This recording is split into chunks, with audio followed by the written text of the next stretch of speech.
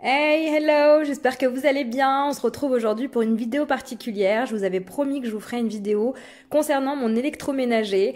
Donc aujourd'hui, j'ai enfin trouvé le temps de vous filmer cette vidéo. Donc c'est parti. Donc je vais commencer par vous présenter ma plaque de cuisson. Donc la plaque de cuisson ici, c'est une Samsung. Donc elle est en format 75 cm. Donc c'est pas le format ordinaire 60 sur 60. Donc j'ai voulu prendre cette plaque tout simplement parce que j'avais besoin d'avoir un grand espace de cuisson. Comme vous le savez, je suis passionnée de cuisine et je cuisine donc très souvent. Donc concernant les références de l'électroménager que je vais vous présenter, vous l'aurez en barre d'infos. Donc mon électroménager vient exclusivement de chez Ubaldi. Donc je me suis équipée directement sur ce site-là. Donc la particularité de cette plaque. Alors pourquoi j'ai choisi cette plaque? Tout simplement parce que Samsung c'est une marque que j'aime beaucoup. Donc cette collection fait partie de la chef collection, voilà. Et ce que j'ai bien aimé, ben c'est le côté design. Donc voilà, on a le petit les petites lampes LED qui font Virtual Flame, donc c'est le nom en fait de la plaque. Et donc j'ai bien aimé le principe, on a cette petite couleur. Alors aussi, ce que j'ai aussi apprécié, c'est que donc on peut programmer avec un minuteur, et donc il y a également une zone modulable, donc ici. Voilà, donc je pense avoir fait le tour au niveau de la plaque à induction, voilà, donc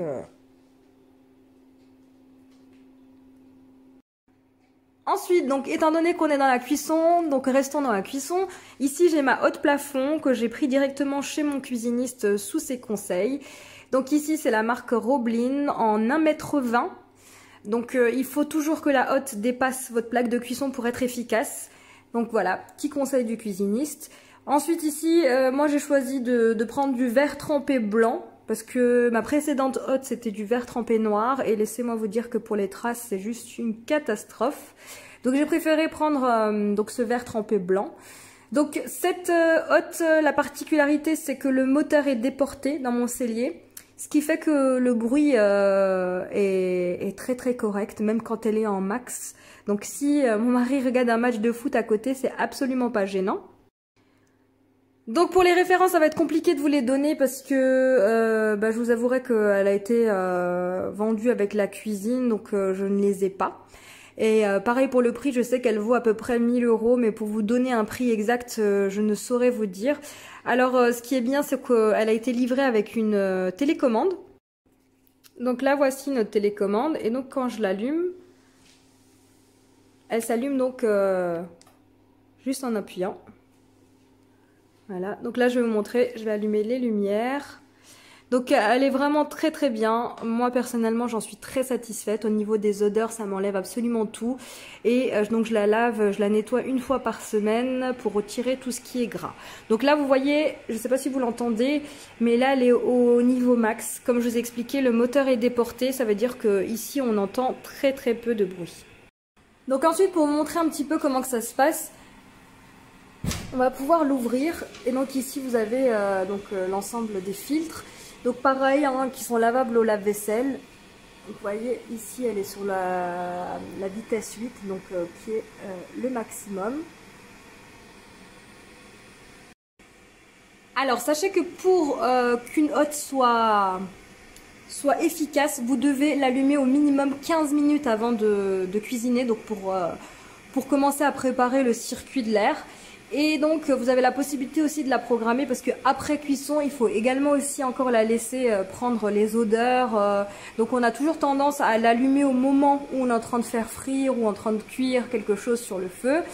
Et bien non, c'est pas du tout la bonne méthode pour la hotte.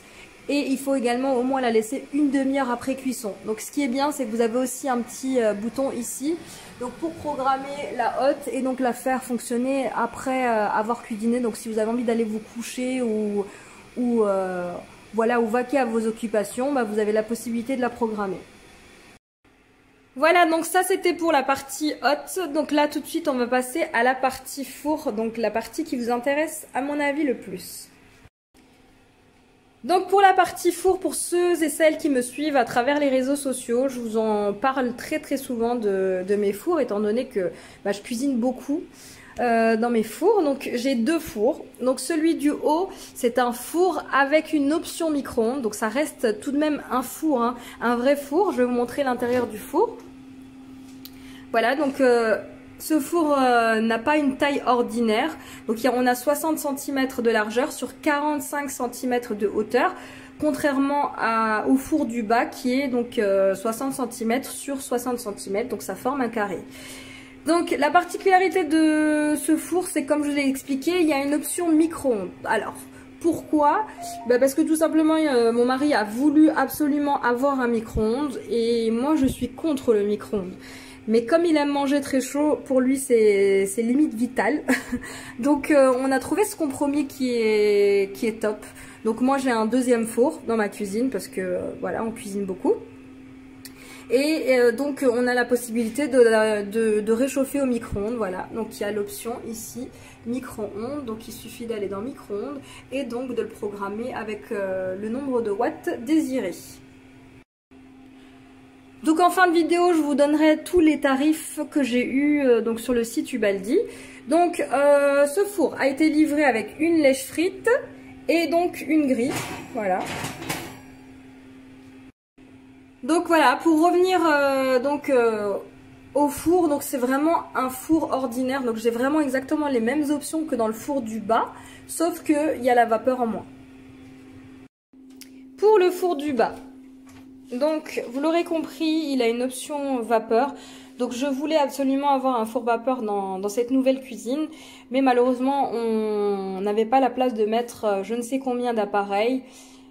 Donc pareil, j'ai optimisé la place en prenant donc un four combiné, donc avec une option vapeur. Donc dans ce four, j'ai été livrée avec une grille, avec cette plaque perforée qui sert à la cuisson à la vapeur, avec ici également deux ustensiles pour cuire à la vapeur et deux lèches frites. Alors ce qui est juste génial aussi dans ce four, c'est ces rails télescopiques. Donc c'est vraiment très pratique. C'est pas du tout gadget parce que franchement ça sert vraiment dans la vie de tous les jours quand on cuisine. Il suffit de le tirer, de vérifier la cuisson. On n'est pas obligé de mettre la main à l'intérieur du four et donc on évite les brûlures. Donc je vais vous montrer un petit peu donc la fameuse option vapeur. Alors ce qu'il faut savoir, c'est qu'il y a des fours avec donc une option vapeur, mais faites très attention parce que ce ne sont pas des vrais fours vapeur dans le sens où ça va juste ajouter de la vapeur à votre cuisson, mais ce ne sont absolument pas des fours qui sont complètement vapeur. Donc juste avec ajout de vapeur, il faut vraiment faire la différence entre un vrai four vapeur et un four avec donc ajout de vapeur. Donc ça sera bien pour vos rôtis, vos cuissons de viande, poisson, parce que du coup on aura quelque chose de bien tendre et juteux, contrairement à quand on met pas du tout de vapeur, on a des choses assez secs. Donc là, moi c'est un vrai four vapeur, donc on peut vraiment faire cuire à 100% à la vapeur. Donc il suffit ici d'appuyer là. Ensuite, donc on a une petite ouverture. Voilà. Et donc, vous voyez, là, ça se soulève. Donc ici, j'ai mon petit réservoir à eau. Donc il suffit de le remplir d'eau et ensuite de faire cuire à la vapeur. Voilà donc pour le reste, ça reste un four classique avec donc les options un petit peu comme tous les autres fours. Donc voilà, donc les promesses de ce four, c'est qu'on peut faire cuire sur 4 étages, sur 4 niveaux et qu'on a vraiment la même cuisson partout. Sincèrement, j'en suis absolument pas du tout déçue. Et également, ce qu'il y a de particulier dans ce four, c'est qu'on a le système EcoClean, donc breveté par Bosch. Donc le système EcoClean, c'est quoi? C'est en fait, vous avez ici les parois du four qui sont fait avec une espèce de pierre. Et cette pierre va absorber tout ce qui est graisse. Et donc à partir de 200 degrés, vous avez toujours un four qui va rester bien propre et nickel. Donc le seul côté qui ne dispose pas de cette espèce de pierre, c'est le bas. Donc il suffit de passer un petit coup de microfibre après cuisson et votre four restera nickel. Ensuite, donc, je voulais vous parler du lave-vaisselle. Donc ici, mon lave-vaisselle. Donc j'ai choisi de m'équiper en marque Siemens parce que j'étais déjà équipée auparavant de Siemens et j'en suis très très satisfaite au niveau de la qualité du nettoyage et surtout la qualité de séchage. Donc quand j'utilise d'autres lave-vaisselle, d'autres marques, et ben croyez-moi que je suis super contente d'avoir choisi Siemens parce que la qualité de séchage, elle est inégalable. Alors, Siemens est doté de la technologie Zeolite, donc c'est uniquement Siemens qui fait ça. Donc Zeolite, c'est une pierre de séchage naturelle qui va permettre à la vaisselle de sécher donc beaucoup plus rapidement et surtout beaucoup mieux que les autres marques. Donc j'ai pris un lave-vaisselle avec 15 couverts grâce à ce panier. Donc beaucoup de marques le font également. Donc c'est le panier au-dessus. Donc on n'a plus que 2 paniers, on en a 3 aujourd'hui avec donc ce petit panier qui nous aide à mettre les couverts et les petits ustensiles. Voilà, après pour le reste, eh ben rien d'extraordinaire, ça reste un lave-vaisselle classique. Voilà. Voilà, donc c'est un lave-vaisselle tactile avec donc plusieurs modes de nettoyage, un petit peu comme tous les lave-vaisselle avec un départ différé, etc. Alors, ce qui est bien aussi dans ce lave-vaisselle que j'aime bien, c'est que quand vous le démarrez, vous allez avoir l'affichage au sol, donc avec le temps restant. Donc c'est bien pratique quand on a un lave-vaisselle entièrement intégrable. Donc comme vous pouvez le constater, dans ma cuisine, il n'y a pas de réfrigérateur visible parce que j'ai fait le choix de vouloir un réfrigérateur entièrement intégrable. Donc je vais vous montrer où je l'ai placé. Donc tout au fond de la cuisine, voilà. Donc rien d'extraordinaire, un frigo. Alors j'ai un regret, si ça peut en aider certains et certaines, c'est de ne pas avoir pris de réfrigérateur tout utile, c'est-à-dire un réfrigérateur entier. Parce que en bas j'ai un congélateur, voilà. Et donc malheureusement j'aurais dû prendre plutôt un réfrigérateur entier, même si j'ai plusieurs réfrigérateurs dans mon cellier, j'en ai un. Mais c'est toujours pratique dans sa cuisine d'avoir un grand réfrigérateur. Donc voilà, ça a été un de mes regrets. Voilà, donc cette vidéo arrive à sa fin. J'espère que ça vous aidera à choisir vos électroménagers. En tout cas, comme dit, je ne regrette absolument aucun choix, mis à part le réfrigérateur qui reste un peu petit pour moi. Donc pour les prix, je vous avais promis donc de vous donner les prix en fin de vidéo. Donc pour la plaque, ici, la Samsung, je l'ai eu à 850 €. Ensuite, pour les fours, donc le four du haut avec option micro-ondes, c'est 720 €. Le four avec option vapeur, 1338. Donc il faut savoir que déjà les micro-ondes intégrables coûtent très cher dans les cuisines. À peu près, il faut compter entre 500 et 600 € pour un bon four micro-ondes.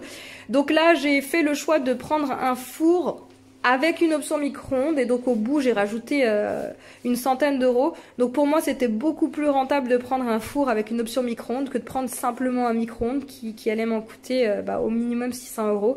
Donc le micro-ondes qui allait avec ce four coûtait 600 € et là j'ai pu avoir le four à 720 €, donc le choix était vite fait. Ensuite, pour le réfrigérateur, je l'ai eu à 586 €. Sachez que les réfrigérateurs intégrables sont très chers. Donc voilà, donc c'était un moyen de gamme. C'était pas un haut de gamme pour le réfrigérateur, mais c'était amplement suffisant. Et enfin, pour terminer, donc le prix du lave-vaisselle, 640 €. Donc pareil, les lave-vaisselle intégrables coûtent plus cher que les lave-vaisselle posables. Mais je regrette absolument pas mon choix, encore une fois, parce que pour moi, Siemens, ça reste vraiment la meilleure marque en lave-vaisselle. Voilà, donc cette vidéo arrive à sa fin. N'hésitez pas à me laisser un commentaire. Je vous dis à très vite pour vous présenter les rangements à l'intérieur de ma cuisine. Donc voilà.